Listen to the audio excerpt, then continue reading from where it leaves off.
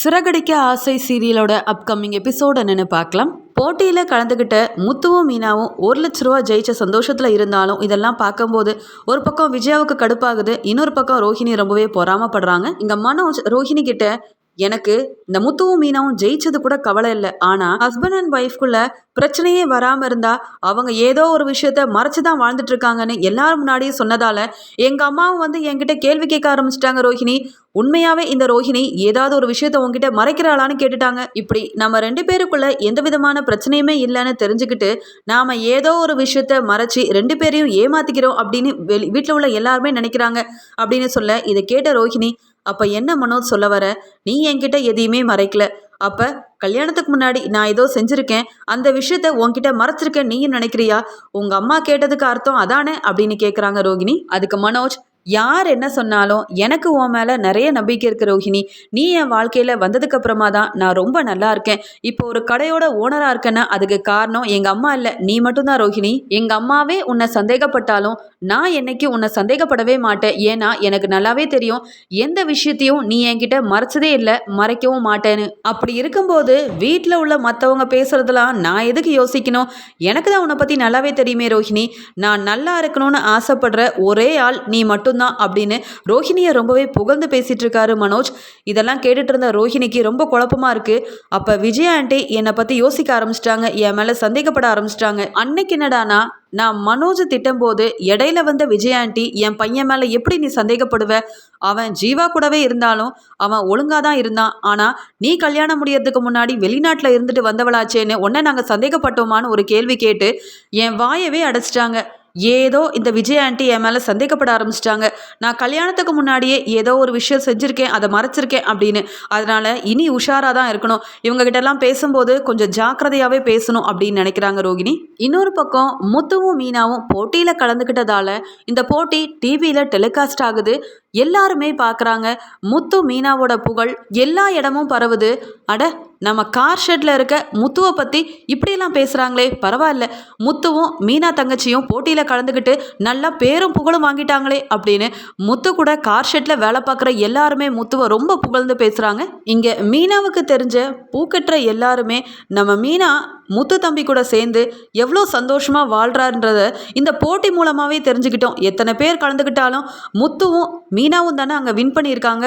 அது மட்டும் இல்லாமல் அவங்க ஜெயிச்சதுக்காக 1,00,000 ரூபா பணமும் கொடுத்து டிவிலையும் இப்படி ஒளிபரப்புறாங்களே அப்படின்னு சொல்லி இங்கே ரொம்ப சந்தோஷமாக பார்க்குறது மட்டும் இல்லாமல் மீனாக்கெலாம் கால் பண்ணி வாழ்த்து தெரிவிக்கிறாங்க. இங்கே அண்ணாமலை வாக்கிங் போகும்போது வர வழியில் 2 பேர் அந்த போட்டியில் கலந்துக்கிட்ட முத்துவோட அப்பா தான் இவர், பையனை ரொம்ப நாளாக வளர்த்துருக்காரு. இவரோட மருமகளும் மகனும் அந்த போட்டியில் கலந்துக்கிட்டு ஒரு வாழ்க்கையில் எப்படி வாழணும் அப்படின்றத எடுத்துக்காட்டாக இருந்திருக்கிறாங்கப்பா.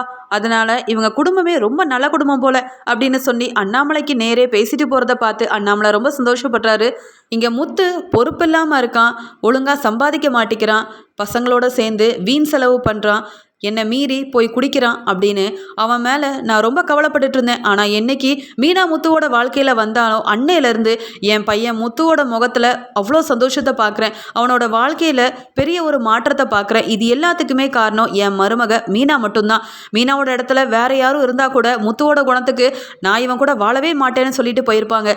ஆனால் மீனாவோட பொறுமையாலையும் மீனாவோட தன்னம்பிக்கையாலையும் தான் தன்னுடைய புருஷன் முத்துவை மாற்றினது மட்டும் இல்லாமல் முத்துவை இந்த லெவலுக்கு கொண்டு வந்து 2 பேரும் ஜெயிச்சு காட்டி இப்படி எல்லாரும் முத்துவையும் மீனாவையும் புகழ்ந்து பேசுற மாதிரி செஞ்சிருக்காளே மீனா அப்படின்னு சொல்லி ரொம்ப சந்தோஷப்படுறாரு அண்ணாமலை. இங்க வாக்கிங் முடிச்சுட்டு மறுபடியும் வீட்டுக்கு போன அண்ணாமலை நடந்த எல்லா விஷயத்தையும் வீட்டில் உள்ள எல்லார்கிட்டையுமே சொல்ல, இதை பார்த்து விஜயாவுக்கு ரொம்ப கோபம் வருது. என்ன வர வர கொஞ்சம் ஓவரா தான் பேசிட்டு போறாங்க, அப்படி என்ன இந்த முத்துவும் மீனாவும் பெருசாக செஞ்சுட்டாங்கன்னு போகிற வர எல்லாரும் முத்துவையும் மீனாவையும் புகழ்ந்து பாராட்டி பேசிகிட்டு இருக்காங்களாம். அதான் போட்டியில் கலந்துக்கிட்டாங்க, ஜெயிச்சதுக்கு 1,00,000 ரூபா பணம் கொடுத்து அனுப்பிட்டாங்கல்ல, அதோட விட வேண்டியதானே. என்னவோ பெரிய சாதனை பண்ண மாதிரில என் வீட்டுக்காரர் வந்து புகழ்ந்துட்டு இருக்காரு அப்படின்னு சொல்லி பார்க்குறாங்க. அதுக்கு அண்ணாமலை, அப்படி இல்லை விஜயா, எப்படி ஒரு பையனை படிக்க வச்சு அவன் முதல் மதிப்பெண் வாங்கின உடனே அவனோட ஆசிரியர் பெற்றோரை புகழ்ந்து பாராட்டும் போது மனசில் ஒரு சந்தோஷம் இருக்குமோ, அதே மாதிரி முத்து படிக்கலனாலும் அவனால் முடிஞ்ச அளவு சம்பாதிக்கிறான் அப்படின்னு ஒரு வகையில் சந்தோஷப்பட்டுட்டு இருந்தேன். ஆனால் என்னைக்கு முத்து மீனாவை கல்யாணம் பண்ணானோ இப்போ வரைக்கும் முத்துவோட குணம் மாறி இருக்கு. அவனுடைய நடவடிக்கையில் எவ்வளவோ முன்னேற்றம் தெரியுது. அது மட்டும் இல்லாமல் இந்த போட்டியில் கலந்துக்கிட்டு எல்லாரும் முத்து மீனாவை புகழ்ந்து பேசும்போது ஒரு தந்தையாக இருந்து எனக்கு எவ்வளோ சந்தோஷமாக இருக்குது தெரியுமா? நீ முத்துவை மகனாவே ஏற்றுக்கல, அதனால தான் இந்த சந்தோஷத்தை உன்னால் அனுபவிக்க முடியல. ஆனால் நான் அப்படி இல்லையே. என் பையனை பற்றி எல்லாரும் பேசுகிறாங்க, அதுவும் நல்லதாக பேசுகிறாங்க. அது எல்லாத்துக்குமே காரணம் என் மருமக மீனா தான். அந்த சந்தோஷத்துலேயே நான் இன்றைக்கி வீட்டுக்கு வந்திருக்கேன். இதெல்லாம் உனக்கு புரியாது. இதே மனோஜ் இப்படி பண்ணியிருந்தா நீ சந்தோஷப்பட்டிருப்ப. என்னைக்கு தான் முத்துவை உன் மகனாக ஏற்றுக்க போறியோ தெரியல அப்படின்னு சொல்கிறாரு அண்ணாமலை. இது எல்லாத்தையுமே கேட்டுட்டு இருந்த மீனா ரொம்பவே வருத்தப்படுறாங்க. அத்தை ரவிக்கும் மனோஜுக்கும் கொடுக்குற பாசத்தை என் வீட்டுக்காரருக்கு கொடுக்கறதும் இல்லை. அவர் மூலமாக இவ்வளோ பாராட்டும் புகழும் கிடச்சிருக்குன்னா அதை பார்த்து சந்தோஷப்படுறதும் இல்லை. எனக்கே இவ்வளோ வருத்தமாக இருக்குது இதெல்லாம் தெரிஞ்சுக்கிட்டு. அப்போ என் வீட்டுக்காரர் எவ்வளோ வருத்தப்படுவார். ஏதாவது செஞ்சே ஆகணும். முத்து மாதிரி ஒரு பையனை பார்க்கவே முடியாதுன்னு அத்தையே ரொம்ப பெருமைப்பட்டு இங்கே என் புருஷனை மகனாக ஏற்றுக்கணும். என் வீட்டுக்காரரை எப்போ பார்த்தாலும் ஏளனமாக பேசி ஒதுக்கி வைக்கிற விஜயா அத்தையோட மனசை மாற்றணும். அதுக்கு ஏதாவது நான் செஞ்சு தான் ஆகணும், வேற வழியே இல்லை. தாய் பாசத்துக்காக ஏங்கிட்டு இருக்க என் புருஷன் முத்து சந்தோஷமாக அவங்க அம்மா கூட பேசி சிரிக்கணும், அந்த அன்பை உணரணும், ஏதாவது செய்யணும், வேற வழியே கிடையாது. இந்த வீட்டுக்கு மருமகளாக வந்தேன்னா என் வீட்டுக்காரருக்காக இதை கூட செய்யலைனா எப்படி அப்படின்னு முத்துவுக்காக கண்டிப்பாக விஜயாவோட மனசை மாற்றி விஜயாவை இங்கே முத்துவை தான் மகனாக ஏற்றுக்க வைக்கணும் அப்படின்ற ஒரு முடிவெடுக்கிறாங்க மீனா. இங்கே விஜயாவை பார்க்கறதுக்காக வீட்டுக்கு வந்த பார்வதி விஜயா கிட்ட, பாத்தியா விஜயா, உன் மருமக மீனா வெறும் பூக்கட்டி வியாபாரம் செஞ்சாலும் முத்துவுக்கு பேரும் புகழும் வாங்கி கொடுத்துருக்கா. அந்த போட்டி மூலமாக உன் பசங்க எல்லாருமே கலந்துக்கிட்டாங்க. ஆனால் ஜெயிச்ச முத்து மீனாவை பற்றி தான் எல்லாரும் பேசிக்கிறாங்க தெரியுமா? ஏனோ தெரியல, உனக்கு தான் முத்து மீனாவோட அருமையே புரிய மாட்டேங்குது. முத்துவும் மீனாவும் போட்டியில் கலந்துக்கிட்டது மட்டும் இல்லாமல் அந்த போட்டியை பார்த்த எல்லாருக்குமே ஒரு பெரிய எடுத்துக்காட்டாகவும் இருந்திருக்கிறாங்க. உன் பையன் முத்துவை குணத்தை மாற்றி அவனோட எல்லா செய்கையும் மாற்றி மீனா எவ்வளோ பெரிய வேலை செஞ்சுருக்கா தெரியுமா? அதனால தான் மீனா முத்துவுக்கு எப்பயுமே உறுதுணையாக இருக்கா. நீ இதெல்லாம் புரிஞ்சுக்கிட்டு முத்துவை மறுபடியும் உன் மகனாக ஏற்றுக்க கூடாதா? எத்தனை காலம்தான் இவங்க ரெண்டு பேரையும் தள்ளி வச்சே பார்க்க போகிற விஜயா அப்படின்னு கேட்குறாங்க. அதுக்கு விஜயா, உனக்கே தெரியாதா பார்வதி, அந்த முத்துவும் மீனாவும் படிக்காதவங்க, வெறும் சாதாரண வேலை செஞ்சு அவங்களால முடிஞ்ச அளவு சம்பாதிக்கிறாங்க. ஆனால் என் மற்ற ரெண்டு பசங்களும் நிறைய படிச்சிருக்காங்க, கை நிறைய சம்பாதிக்கிறாங்க. இப்போ ரோஹிணியால் மனோஜ் ஒரு பெரிய கடைக்கு ஓனரான மாதிரியே இந்த ஸ்ருதியாலையும் சீக்கிரமாக ரவி ஒரு பெரிய ரெஸ்டாரண்ட்டையும் ஆரம்பிக்க தான் போகிறான். அவங்களோட அம்மானு சொல்லிக்க எனக்கு பெருமையாக இருக்கும். ஆனால் இந்த முத்து படிக்காத கார் டிரைவராக இருக்கான். அவனெல்லாம் பையனை சொன்னால் யாராவது எனக்கு மதிப்பு தருவாங்களா? இல்லை எனக்கு நல்ல மரியாதையாக தான் இருக்குமா? மனோஜுக்கு ரோஹிணி அமைஞ்ச மாதிரி ரவிக்கும் பெரிய பணக்கார வீட்டு பொண்ணு ஸ்ருதி அமைஞ்சிருக்கு. ஆனால் அந்த முத்துவை பார்த்தியா, வெறும் பூக்காரியோட புருஷனாக இருக்கான். அப்புறம் அவன் மட்டும் எப்படி ஒரு நல்ல வேலை பார்த்து சம்பாதிக்க முடியும்? என்றைக்கும் அவங்க ரெண்டு பேரும் முன்னேறவும் முடியாது, நல்லா சம்பாதிச்சு பெரிய ஆளாக போகிறதும் இல்லை. ஆனால் மனோஜும் ரவியும் அப்படி இல்லையே, சீக்கிரமாகவே நிறைய சம்பாதிச்சு அவங்க பெரிய பணக்காரங்களாயிருவாங்க. அவங்களோட அம்மாவாக இருக்க தான் எனக்கு பிடிக்கும், அதுதான் எனக்கும் பெருமை அப்படின்னு சொல்லி மனோஜ், ரோஹிணி, ரவி, ஸ்ருதியை பற்றி பெருமையாக பேசுகிற விஜயா முத்துவை தன்னுடைய மகனாக ஏற்றுக்க கூட அவங்களுக்கு விருப்பமே இல்லாமல் இருக்குது. அதுக்கு பார்வதி, என் பசங்க எல்லாரையும் நல்லா தான் படிக்க வச்சு பெரிய ஆளாக்கி விட்டேன், பெரிய இடத்துல பொண்ணெல்லாம் பார்த்து கல்யாணம் பண்ணி விட்டேன். ஆனால் இப்போ என் நிலைமையை பார்த்தியா, நான் தனியாக அந்த வீட்டில் இருக்க வேண்டியதாக போச்சு. ஆனால் உனக்குன்னு எல்லாருமே இருக்கும்போது உன் பசங்களோட அருமை உனக்கு புரிய மாட்டேங்குது. உன் மேலே அதிகமான பாசம் வச்சுருக்கிறதே முத்து தான். ஆனால் முத்து தான் என் பையன் இல்லைன்னு நீயும் ஒதுக்கிட்டு இருக்க. என்னைக்காவது ஒரு நாள் முத்து மீனாவோட அருமை புரிய வரும். அன்னைக்கு நீ கண்டிப்பாக முத்துவையும் மீனாவையும் மனசார ஏற்றுக்க தான் போகிற அப்படின்னு சொல்கிறாங்க. அதுக்கு உடனே விஜயா, அது எப்படி பார்வதி நடக்கும்? அப்படி நடக்க வாய்ப்பே இல்லை. ரோஹிணி பெரிய பணக்கார வீட்டு பொண்ணு, அவளுக்கு குழந்தை பிறந்தா அவ சொத்து எல்லாமே என் கைவசம் வந்துடும். அதே மாதிரி தான் ஸ்ருதிக்கும் நான் நினைச்ச மாதிரி சீக்கிரமாவே குழந்தை பிறந்தா அவங்க அப்பா மனசும் மாறும். சீக்கிரமா வீட்டுக்கு வந்து ஸ்ருதியை பார்க்கறது மட்டும் இல்லாமல் சொத்தையும் எழுதி வச்சிருவாங்க. இப்படி என் பணக்கார மருமக மூலமா எனக்கு நிறைய சொத்து கிடைக்க போகுது, நானும் கோடீஸ்வரியாக போறேன். ஆனா இந்த மீனா மூலமா எனக்கு என்ன கிடைக்கும் சொல்லு? மீனாவுக்குன்னு அந்த பூ விற்கிற ஸ்கூட்டரும் அவங்க அம்மா வச்சிருக்க பூக்கடையும் தான் இருக்கு. அவங்க மூலமா எனக்கு ஏதாவது வரவுன்னு வரப்போதா? ஒன்றும் இல்லை. அப்படி இருக்கும்போது மீனாவையும் முத்துவையும் நான் எப்படி ஏத்துப்பேன் நீ நினைக்கிற அப்படின்னு சொல்றாங்க. அதுக்கு பார்வதி, நீ சொல்றது எனக்கு நல்லாவே புரியுது விஜயா. உன் மருமக ரெண்டு பேரும் பணக்காரங்களா இருக்கிறதுனால பணம் இருக்கிற மருமகளை நீ ஏத்துப்ப, பணம் இல்லாத மீனாவை நீ ஏத்துக்க மாட்டே, அப்படிதானே? அப்ப மீனாவும் நல்லா சம்பாதிச்சு கோடீஸ்வரி ஆனாலோ இல்லை பணக்காரி ஆனாலோ அவளையும் ஏத்துக்க தானே செய்வேன்னு சொல்ல. அப்படி ஆனால் ஒரு வேளை நான் ஏற்றுக்கலாம், இல்லைனா எப்பயும் போல் இந்த மீனா இந்த வீட்டு வேலைக்காரியாக தான் இருப்பாளே தவிர்த்து என்னைக்கும் என் மனசுலையோ இல்லை என் மருமக மருமகளாகவோ இடம் பிடிக்கவே முடியாது அப்படின்னு சொல்கிறாங்க. இது எல்லாத்தையுமே கிச்சனில் வேலை பார்த்துட்டு இருந்த மீனா கேட்டு ரொம்ப மனசு வேதனைப்படுறாங்க. இங்கே விஜயாத்தை என்னெல்லாம் நினைக்கிறாங்க, என் வீட்டுக்காரர் முத்துவை தான் பாசங்காட்டாமல் ஒதுக்கி வைக்கிறாங்கன்னா அவருக்கு மனைவியாக வந்த என்னையும் மருமகளாக ஏற்றுக்க மாட்டேங்கிறாங்க. இதுக்கு எல்லாத்துக்கும் காரணம் எனக்கு பணம் இல்லை, இந்த வீட்டு வேலைக்காரியாக தான் கடைசி வரைக்கும் இருப்பேன்ற மாதிரி யோசிக்கிறாங்க. ஆனால் கண்டிப்பாக நானும் ஜெயிச்சு காட்டுவேன், வாழ்க்கையில் முன்னேறி காட்டுவேன்.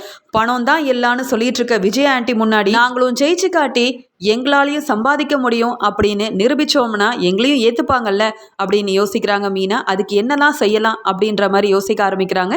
இங்கே இன்னொரு பக்கம் அண்ணாமலை முத்துவை கூப்பிட்டு, டேய் முத்து, அதான் இப்போ உங்ககிட்ட 1,00,000 பணம் இருக்குல்ல, அதனால சீக்கிரமாக மாடியில் நீங்கள் 2 பேரும் ரூம் கட்ட ஆரம்பிக்கலாமே அப்படின்னு சொல்ல, அதுக்கு முத்துவும், ஆமாப்பா மீனாவும் நானும் ரூம் கட்டுற விஷயமா தான் பேசிக்கிட்டோம், இப்போ இருக்க பணத்தை வச்சு ரூம் கட்ட ஆரம்பிக்கலாம், அப்புறம் மேற்கொண்டு வரக்கூடிய பணத்தை வச்சு சீக்கிரமாகவே ரூமெல்லாம் கட்டி முடிச்சிடலாம் அப்படின்னு சொன்னோம்.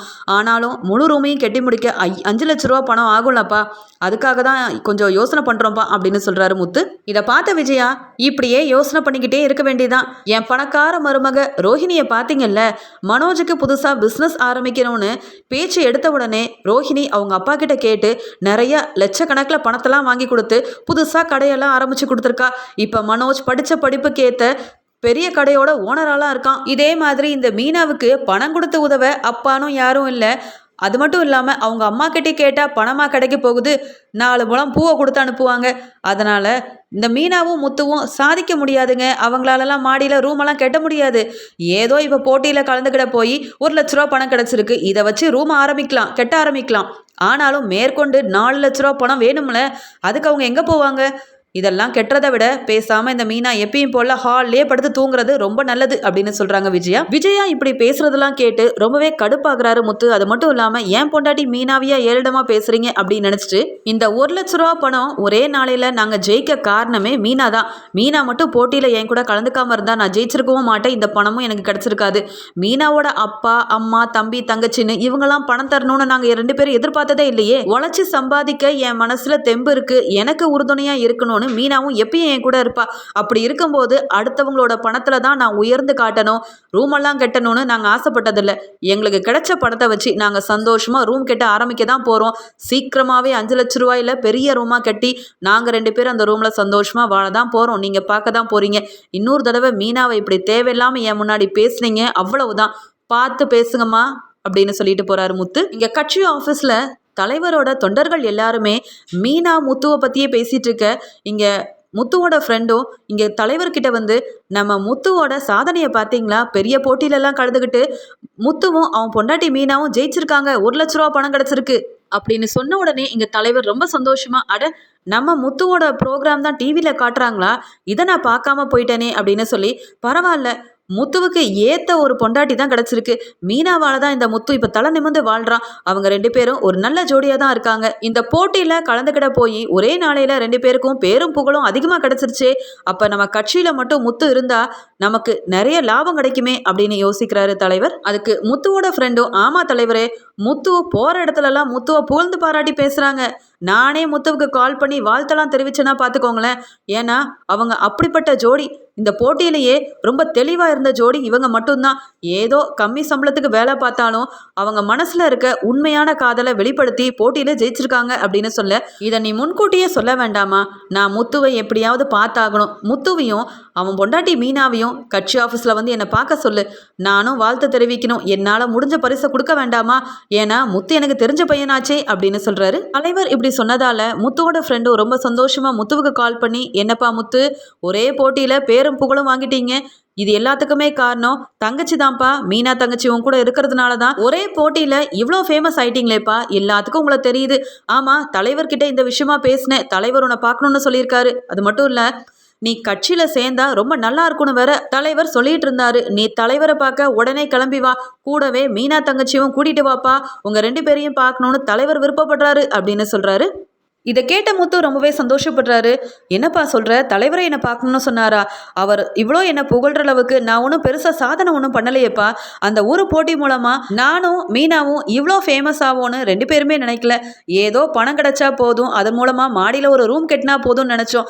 ஆனால் போகிற இடத்துலலாம் என்ன நீங்கள் தானே மீனா முத்து அந்த போட்டியில் கலந்துக்கிட்டீங்கன்னு எல்லாருமே கேட்டு எங்ககிட்ட பேசிட்டு போகிறாங்கப்பா. முன்ன மாதிரிலாம் இல்லை, எனக்கு வெளியில் போனாலே ரொம்ப சந்தோஷமாக இருக்குது அப்படின்னு சொல்லிட்டு இருக்காரு முத்து. நீ கவலைப்படாத நண்பா, நான் சீக்கிரமாகவே தலைவரை வந்து பார்க்குறேன்னு சொல்லிடு அப்படின்னு சொல்லிட்டு ஃபோனை வைக்கிறாரு முத்து. வீட்டுக்கு போன முத்து இந்த சந்தோஷமான விஷயத்த மீனா கிட்ட சொல்லி, மீனா பாத்தியா மீனா, தலைவரே நம்ம 2 பேரையும் பார்க்கணுன்னு சொல்லியிருக்காராம். ஏதோ பரிசு கொடுக்குறேன்னு வேற சொல்லியிருக்காரு. பரிசு கொடுக்கலனாலும் உனக்கு ஒரு பெரிய ஆர்டர் கொடுத்தா அதுவே போதும் மீனா. உனக்கு நிறைய ஆர்டர் கிடச்சி அதன் மூலமாக வருமானம் வந்தால் நம்மளுக்கு ரூம் கெட்ட பயனுள்ளதாக இருக்கும்ல, அதான் சொல்கிறேன் மீனான்னு சொல்ல, அதுக்கு அண்ணாமலை நீ கவலைப்படாமல் போயிட்டு வா, உங்கள் 2 பேரோட நல்ல மனசுக்கு இனி எல்லாமே நல்லதாக தான் நடக்க போகுது. உங்கள் அருமை எனக்கு தெரியும், உங்கள் அம்மாவுக்கு தெரியலனாலும் வெளியில் உள்ள மற்றவங்களுக்காவது புரிஞ்சிருக்குல்ல, அதுவே போதும் முத்து. தலைவரே கூப்பிட்டுருக்காரு, கண்டிப்பாக 2 பேரும் போயிட்டு வாங்க அப்படின்னு சொல்ல முத்துவும் மீனாவும் ரொம்ப அழகா கிளம்பிட்டு இருக்காங்க. இதை பார்த்த விஜயா, இவங்க 2 பேரும் வேலைக்கு போய் ஒழுங்கா சம்பாதிச்சாலே பணம் கிடைக்காது, இதில் அவர் கூப்பிட்டாரு இவர் கூப்பிட்டாருன்னு இப்போ தலைவரை பார்க்க வேற போகிறாங்களா? இந்த போட்டியில் படித்த எல்லாருமே கலந்துக்கிட்டாங்க. ஆனால் இவங்களுக்கு என்னவோ 1 லட்ச ரூபாயை கொடுத்ததால 2 பேரும் பண்ணுற அலப்பறை தாங்கவே முடியல. அதுவும் அந்த மீனாவை பாருங்க, பூவெல்லாம் வச்சுக்கிட்டு என்னவோ கல்யாணத்துக்கு போகிற மாதிரிலாம் தலைவரை பார்க்க கிளம்பி போகிறா. அவ்வளோ சந்தோஷம் 2 பேருக்கும். இந்த சந்தோஷம் இன்னும் எத்தனை நாளைக்குன்னு நானும் பார்க்க தானே போகிறேன் அப்படின்னு சொல்லிட்டு இருக்காங்க விஜயா. அதுக்கு அண்ணாமலை, ஏன் அவங்க 2 பேரும் எப்பயும் சந்தோஷமாக தான் இருப்பாங்க, நீ நினைச்சாலும் தடுக்க முடியாது அப்படின்னு சொல்கிறாரு. இங்கே முத்துவும் மீனாவும் ரொம்ப நாள் கழிச்சு தலைவரை பார்க்க போகிறதால தலைவருக்கு ஸ்வீட்ஸ் எல்லாம் வாங்கிட்டு போக, அங்கே தலைவர் முத்துவை பார்த்த உடனே, வா முத்து வா வா, உன்னை பார்த்தே ரொம்ப நாள் ஆகுது, அன்னைக்கு கார் வாங்கும்போது என் நண்பரோட வந்தேன் அப்போ பார்த்தது. ஆமாம் முத்து, எப்படி இருக்க? ஏதோ போட்டியில் கலந்துக்கிட்டு ஜெயிச்சுதா வேற எல்லாரும் பேசிக்கிறாங்க, நான் கூட பார்த்தேனே, ரொம்ப சூப்பர் முத்து. மீனா தங்கச்சி உன் கூட இருக்கிற வரைக்கும் உனக்கு எந்த குறையுமே இருக்காது, நீ மேலே மேலே உயர்ந்துக்கிட்டே தான் போக போகிற. ஆமாம் முத்து, உங்ககிட்ட ஒரு விஷயமா பேசலாமே தான் உங்கள் 2 பேரையும் வர சொன்னேன்னு சொல்ல, சொல்லுங்க தலைவரே, நீங்கள் கூப்பிட்ட உடனே ரொம்ப சந்தோஷப்பட்டோம். அந்த போட்டியில் நாங்கள் ஜெயிப்போன்னு நாங்கள் 2 பேருமே நினைக்கல. உங்களை மாதிரி நல்லவங்க இருக்க போய் தான் இந்த மாதிரி எங்களாலையும் ஜெயிக்க முடியுது. அதில் 1 லட்ச ரூபா பரிசு கொடுத்தாங்க அப்படின்னு சொல்லி விவரமாக பேசிகிட்டு இருக்காங்க. அந்த சமயம் தலைவர் முத்துக்கிட்ட, ஆமாம் முத்து, இப்போ நீயும் பேரும் புகழும் வாங்கிட்ட, உன்னை பார்த்தாலே எல்லாருக்குமே தெரியுதே உங்கள் 2 பேரோட சாதனை பெரிய லெவலில் தான் இருக்குது. நீயும் என் கட்சியில் சேர்ந்தா ரொம்ப நல்லா இருக்கும்னு நினைக்கிறேன். அதான் இந்த விஷயத்த உன்கிட்ட சொல்லலாமே தான்ப்பா கூப்பிட்டு அமிச்சேன் அப்படின்னு சொல்ல, அதுக்கு முத்து, என்ன தலைவரை இப்படி சொல்லிட்டீங்க? ஏற்கனவே நான் கார் டிரைவராக வேலை பார்த்துட்டு இருக்கேன். அப்படி இருக்கும்போது எனக்கு இந்த கட்சி மேலெல்லாம் அவ்வளோ பெரிய அபிப்பிராயம் எதுவும் இல்லை. நான் இதிலெல்லாம் சேரணுன்ற ஆசைப்பட்டதும் இல்லை. ஆனால் நீங்கள் ஏதோ சொல்கிறீங்க, என்னால் மறுப்பும் தெரிவிக்க முடியல. ஏன் மீனா, தலைவர் சொன்ன மாதிரி நான் வேணா சேரட்டுமா? அதான் தலைவர் சொன்ன எல்லாத்தையும் கேட்டுட்டு இருந்தியே, இப்போ என்ன பண்ண மீனா அப்படின்னு மீனா கிட்ட முத்து கேட்க, உடனே மீனாவும், நீங்கள் என்ன நினைக்கிறீங்களோ, எது நல்லதுன்னு நினைக்கிறீங்களோ அதையே செய்யுங்க அப்படின்னு சொல்கிறாங்க. இங்கே முத்து உடனே, தலைவரே உங்கள் கூட இருக்கிறதுக்கு நான் கொடுத்து வச்சிருக்கணும், அதான் உங்களை பற்றி எனக்கு நல்லாவே தெரியுமே, உங்களுக்கு நல்லது செஞ்சால் என்ன கேட்டாலும் நீங்கள் செய்வீங்கன்னு. ஆனாலும் வெளியில் போய் கொஞ்சம் வேலைலாம் இருக்குது, நான் கார் டிரைவராக வேலை பார்த்தா மட்டும்தான் எனக்கு சம்பளம் கிடைக்கும், அதனால் கட்சி ஆஃபீஸ்லேயே என்னால் இருக்கவும் முடியாது, நீங்களே ஒரு வழியை சொல்லுங்களேன் அப்படின்னு சொல்ல, அதுக்கு தலைவரும், நீ போய் எப்பயும் போல உன் வேலையை பாரு, அப்பப்போ நான் கூப்பிடும்போது நீ வந்துட்டு போனால் போதும், அதுக்கு தேவையான சம்பளத்தையும் நான் கொடுத்துட்றேன், மாதம் சம்பளமாக நீ வாங்கினாலும் சரி, வாரம் வாரம் வாங்கிக்கிட்டாலும் சரி, ஆனால் மொத்தமாக மாதத்துக்கு உனக்கு 1.5 லட்ச ரூபா சம்பளம் நான் போட்டுறேன், போதுமா முத்து அப்படின்னு சொல்கிறாரு. உடனே முத்து, என்ன தலைவரை சொல்கிறீங்க, நான் உங்கள் கூட இருக்கிறதுக்கு 1.5 லட்ச ரூபா பணம் ஒரு மாதத்துக்கு தரீங்களா? என்னால் நம்பவே முடியலையே, நான் தினமும் கஷ்டப்பட்டு கார் ஓட்டினா கூட ஒரு நாளைக்கு 1000 ரூபா பார்க்குறதே பெருசாக இருக்குது, அப்படி இருக்கும்போது நீங்கள் இவ்வளோ சம்பளம் தரேன்ல சொல்கிறீங்க, உங்களுக்காக என்ன வேணாலும் செய்யலாம் போலையே தலைவரே அப்படின்னு சொல்லி மீனாவும் ஒரு பக்கம் சந்தோஷப்படுறாங்க, முத்துவும் சந்தோஷப்படுறாரு. இங்கே மீனா முத்துக்கிட்ட, நீங்கள் தினமும் கார் ஓட்டினாலும் 39,000 ரூபா தான் உங்களுக்கு வருமானம் வருது, ஆனால் தலைவர் உங்களுக்கு இவ்வளோ பணம் தரேன்னு சொல்கிறாரு. தலைவர் ரொம்ப நேர்மையானவர், அதனால் நீங்கள் தலைவர் கூடவும் இருங்க, எப்பயும் போல் கார் டிரைவராகவும் இருங்க, உங்களுக்கு பிடிச்ச வேலையை செய்யுங்க, மொத்தத்தில் நீங்கள் சந்தோஷமாக இருந்தால் எனக்கு அதுவே போதும் அப்படின்னு மீனா சொல்ல, மீனா இதுக்கு ஓகே சொன்னதுக்கு அப்புறமா தலைவர்கிட்ட இதை பற்றி பேசுகிறாங்க. இங்கே கட்சி தலைவர் கூட சேர்றது மட்டும் இல்லாமல் இங்கே கட்சி தலைவருக்கு உறுதுணையாகவும் இருக்காரு முத்து. இந்த சந்தோஷமான விஷயத்த வீட்டுக்கு போன முத்துவும் மீனாவும் அண்ணாமலை கிட்ட சொல்ல, அண்ணாமலை ரொம்பவே அதிர்ச்சி அடைகிறாரு. என்ன முத்து சொல்கிற, தலைவரே இந்த பதவியை உனக்கு தரேன்னு சொன்னாரா? அது மட்டும் இல்லாமல் மாதம் 1.5 லட்ச ரூபா உனக்கு சம்பளமா?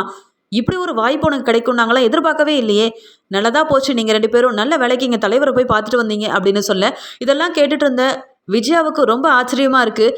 இந்த முத்துவுக்கும் மீனாவுக்கும் என்னது இது, பண வரவு வந்துக்கிட்டே இருக்கே. போட்டியில் ஜெயிச்சாங்க, 1 லட்ச ரூபா கிடச்சிச்சு. இந்த போட்டி மூலமாக பெரிய ஒரு வாய்ப்பு கிடச்சிருக்கு. மாதம் மாதம் 1,50,000 ரூபா சம்பாதிக்க போகிறாங்களே அப்படின்ற மாதிரி பார்க்குறாங்க விஜயா. உடனே முத்துவும் விஜயா கிட்ட, பார்த்தீங்களாமா, ஏதோ போட்டி மூலமாக 1 லட்ச ரூபா பணம் கிடச்சிருச்சு, மீதி பணத்தை நீ எப்படி சேர்ப்ப, ரூமெல்லாம் எப்படி எடுத்து கட்டுவேன்னு வாய்க்கு வந்தபடி பேசுனீங்க. மீனாவோட அம்மா கிட்ட இருந்து பணம்லாம் கிடைக்காதுன்னு எப்படி ஏளனமாக பேசுனீங்க. ஆனால் மீனா மூலமாக போட்டியில் எனக்கு 1 லட்ச ரூபா கிடச்சிச்சு. இந்த போட்டி மூலமாக எனக்கு மாதம் மாதம் 1,50,000 ரூபா பணம் வரப்போகுது. நல்லதே நினச்சா நல்லது மட்டும்தாம்மா நடக்கும். இதை விட வேற என்ன வேணும் எங்களுக்கு? மாடியில் ரூம் கட்டுறது மட்டும் இல்லை, மீனா பேர்லேயும் அப்பா பேர்லேயும் புதுசாக ஒரு வீடையே கட்டித்தர என்னால் முடியுமா அப்படின்னு ரொம்ப கெத்தாக சொல்கிறாரு முத்து. இங்கே முத்து மீனா கிட்ட, மாடியில் ரூம் கட்டுறதுக்கு பதிலாக நம்ம 2 பேருக்கும் புதுசாக வீடை கட்டிடலாம் மீனா, அதுதான் நல்லது. ஏன்னா எப்போ வேணாலும் எங்கள் அம்மா சொல்லுவாங்க, இது என் அப்பாவோட வீடு, நீங்கள் 2 பேரும் வெளியில் போங்கன்னு. ரூம் கட்டின நாம் இந்த வீட்டை விட்டு வெளியில் போக வேண்டியதாக இருக்கும். அதனால் யாரையும் இனி நம்பக்கூடாது. வர பணத்தை கொஞ்சம் கொஞ்சமாக சேர்த்து வச்சு கண்டிப்பாக ஒரு பெரிய வீடை கட்டணும். அப்போ தான் அது எங்கள் அம்மாவுக்கு நம்ம தரக்கூடிய ஒரு நல்ல பதிலாக இருக்கும். நம்ம 2 பேராலையும் சாதிக்க முடியாது, எதுவுமே செய்ய முடியாதுன்னு சொல்லிட்டு இருக்க ரோஹிணி, மனோஜ் எங்கள் அம்மா முன்னாடி நம்ம பெருசாக வாழ்ந்து காட்டணும்னு சொல்கிறாரு முத்து. இங்கே முத்துவும் மீனாவும் அவங்களுக்கு வரக்கூடிய வருமானத்தை வீண் செலவு செய்யாமல் சேர்த்து வைக்கிறாங்க. ஆனால் மாடியில் ரூம் கட்டுற எண்ணம் போயிடுச்சு. பெரிய வீடு கட்டணும்னு அவங்க 2 பேத்துக்கும் தோணுனதால இந்த பணத்தை வீண் செலவு செய்யக்கூடாது, நம்ம கண்டிப்பாக சேர்த்து வைக்கணும்னு சொல்லி கஷ்டப்பட்டு உழைக்கிறாங்க. வரக்கூடிய வருமானத்தை சேர்த்து வைக்கிறாங்க. அதன் மூலமாக பெரிய வீடையும் கட்டுறாங்க. அந்த வீடு கட்டினதுக்கப்புறமா முத்து மீனாக்கு ரொம்ப சந்தோஷமாக இருக்குது. இங்கே முத்து மீனா கிட்ட, நாம் நினச்ச மாதிரியே வீடை கட்டிட்டோம், இந்த வீடுக்கே உன்னோட பேர் வச்சாதான் அம்சமாக இருக்கும் மீனா அப்படின்னு சொல்ல, இல்லைங்க, இந்த வீடு வேணும்னா நம்ம ஆசைப்பட்ட மாதிரி கட்டியிருக்கலாம், ஆனால் விஜயா இல்லம்னு வச்சாதான் அத்தை சந்தோஷப்படுவாங்க அப்படின்னு சொல்லும்போது, அதென்ன எல்லாத்துக்கும் எங்கள் அம்மா பேர் தான் வைக்கணுமா, அவங்களுக்கு தான் நம்ம 2 பேரையும் சுத்தமாக பிடிக்காதே அப்படின்னு சொல்கிறாரு. அதுக்கு மீனா, நான் சொன்ன மாதிரி செய்யுங்க, அத்தைக்கு அதுதான் பிடிக்குங்க அப்படின்னு சொல்ல, வேற வழியே இல்லாமல் மீனா பேச்சை மீற முடியாமல் அவங்களோட புது வீடுக்கு விஜயா இல்லம்னு வைக்க இந்த விஷயம் வீட்டில் உள்ள எல்லாருக்குமே தெரிய வருது. அண்ணாமலை ரொம்ப சந்தோஷப்படுறாரு.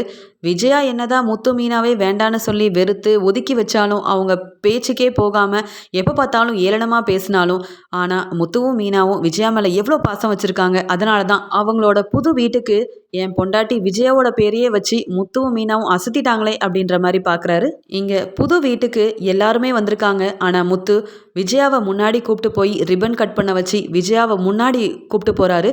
இதெல்லாம் பார்க்கும்போது விஜயாவுக்கு கண்ணெல்லாம் கலங்குது. மனோஜை படிக்க வச்சோம், பெரிய ஒரு கடைக்கு ஓனர் ஆக்கியிருக்கோம், நல்ல ஒரு குடும்பத்திலேருந்து ரோஹிணியை கல்யாணமும் பண்ணி வச்சுருக்கோம். ஆனால் அவனோட கடைக்கு என்னோட பேர் வைக்கணும்னு சொல்லும்போது கூட மனோஜ் யோசனை பண்ணான். அம்மா பேரை வச்சா சரி வராது அப்படின்லாம் பேசினான். அதுக்கும் முத்து தான் மனோஜ்கிட்ட பேசி அவனோட பெரிய கடைக்கு என்னோட பேரை வைக்க வச்சான். ஆனால் முத்துவும் மீனாவும் வேண்டான்னு சொல்லி ஒதுக்கி வச்ச என்னுடைய பேரை புது வீடை கட்டி வச்சுருக்கானே இந்த முத்து, இதை நான் எதிர்பார்க்கவே இல்லை அப்படின்னு சொல்லி கண் கலங்கி போய் நிற்கிறாங்க. ரொம்ப சந்தோஷமும் படுறாங்க. வேண்டான்னு சொன்ன முத்து என் மேலே இவ்வளோ பாசம் வச்சுருக்கானா அப்படின்னு நினச்சி இங்கே மீனாவை கெட்டி பிடிச்சி அழ ஆரம்பிக்கிறாங்க விஜயா. நான் எப்படி உங்கள் மேலே பாசமே இல்லாமல் நடந்துக்கிறனோ, என் மேலேயும் நீங்கள் பாசம் இல்லாமல் இருப்பீங்கன்னு நினச்சேன். ஆனால் இப்படி எல்லாரும் முன்னாடியும் நிற்க வச்சு உங்களை அவமானப்படுத்தின என்னோட பேரையே நீங்கள் இப்படி பெருசாக உங்கள் வீட்டுக்கு வச்சுருக்கும் போது என்னால் பார்த்துட்டு தாங்கவே முடியல, என்னை மன்னிச்சிரு மீனா அப்படின்னு சொல்ல, அதுக்கு மீனாவும், உங்களை மன்னிக்கிறதுக்கு நான் ஒன்றும் பெரிய ஆளெல்லாம் இல்லை, நீங்கள் உங்கள் பையன் முத்துவ மகனாக ஏற்றுக்கிட்டாலே எனக்கு போதும், மற்றபடி நீங்கள் என்ன கூட மருமகளாக ஏற்றுக்க வேண்டாம் அப்படின்னு சொல்லி அழுகிறாங்க. புது வீட்டுக்கு போன முத்துவும் மீனாவும் விஜயாவை முன்னாடி நிற்க வச்சு காலில் விழுந்து ஆசீர்வாதம் வாங்குறாங்க. இதை பார்த்து அண்ணாமலை கண் கலங்கி போய் நிற்க, இங்கே விஜயா மனசார முத்துவ தன்னுடைய மகனாக ஏற்றுக்கிறாங்க. இப்படி ஒரு விஷயம் என்னைக்காவது ஒரு நாள் நடக்காதா அப்படின்னு காத்துட்டு இருந்த முத்துவுக்கு பேரதிர்ச்சி கொடுக்குற மாதிரி இங்கே விஜயா கண் கலங்கிக்கிட்டே முத்துவை கட்டிப்பிடிச்சி, நீ என் பையன்றதை நிரூபிச்சுட்டு, உன்கிட்ட பணம் இல்லை, படிப்பு இல்லை, நீ எனக்கு பிடிக்காத பையன்னு ஒதுக்கி வச்சிருந்தேன். ஆனால் எல்லாத்துக்கும் மேலே உனக்கு பணம் காசு வந்தாலும் நான் செஞ்ச மாதிரியே என்ன நீ ஒதுக்கி வைக்காம அம்மா தான் வேணும்னு, அம்மா தான் முக்கியம்னு சொல்லி இந்த புது வீட்டோட சாவியவே என்கிட்ட கொடுத்து நீங்கள் 2 பேரும் சந்தோஷமாக வாழணும்னு கேட்டின வீட்டில் என்னை கொண்டு வந்து இருக்க வச்சு என்னையே இந்த வீட்டோட ஓனராக்கி அழகு பார்க்குறீங்களே, நான் தான் உங்களை தப்பாக புரிஞ்சுக்கிட்டேன் அப்படின்னு சொல்லி ரொம்ப அழுகிறாங்க விஜயா. உடனே மீனா, அத்தை நீங்கள் உண்மையாகவே மனசை மாறிட்டீங்களா, இல்லை எங்களுக்கு பணம் வந்ததால தான் நீங்கள் இப்படி பேசுகிறீங்களான்னு எனக்கு தெரியாது, ஆனால் ஒரு நாளாவது என் வீட்டுக்காரருக்கு ஒரு நல்ல அம்மாவாக நீங்கள் நடந்துக்கிட்டா அதுவே எனக்கு போதும். உங்கள் பையன் முத்து உங்கள் பாசமே கிடைக்காம தாய் பாசத்துக்கு எவ்வளோ ஏங்கி போய் நின்னார்னு உங்களுக்கு தெரியுமா? உங்கள் பையன் முத்துவுக்கு உங்கள் கையால் சாப்பாடெல்லாம் ஊட்டி விட்டு நீங்கள் உங்கள் பாசத்தை வெளிக்காட்ட வேண்டாமா அத்தை? உங்கள் உண்மையான பாசத்தை உங்கள் பையன் முத்து பார்க்க வேண்டாமா அத்தை அப்படின்னு மீனா சொல்ல, உடனே விஜயாவும் ரொம்ப பாசமாக மீனா சொன்ன மாதிரியே முத்துவுக்கு சாப்பாடெல்லாம் ஊட்டி விட்டு ரொம்ப சந்தோஷமாக பேசிகிட்டு இருக்காங்க. இது எல்லாத்தையுமே பார்த்து கண் கலங்கி போய் நிற்கிறாங்க மீனா. அண்ணாமலை ஒரு பக்கம் ரொம்ப சந்தோஷப்படுறாரு. ஆனால் ரோஹிணியும் மனோஜும் எங்களால் நம்பவே முடியல, விஜயா ஆண்டியே அப்படி மாறிட்டாங்க. முத்துவுக்கும் மீனாவுக்கும் பணம் வந்த உடனே எங்களெல்லாம் ஒதுக்கி வச்சுட்டு முத்து மேலே இவ்வளோ பாசம் காட்ட ஆரம்பிச்சிட்டாங்க. மீனா சொல்கிறது எல்லாத்தையும் செய்கிறாங்களே, எது நடக்கக்கூடாதுன்னு நினச்சோமோ அது நடந்துருச்சே அப்படின்னு கோவத்தில் இருக்காங்க ரோகிணி.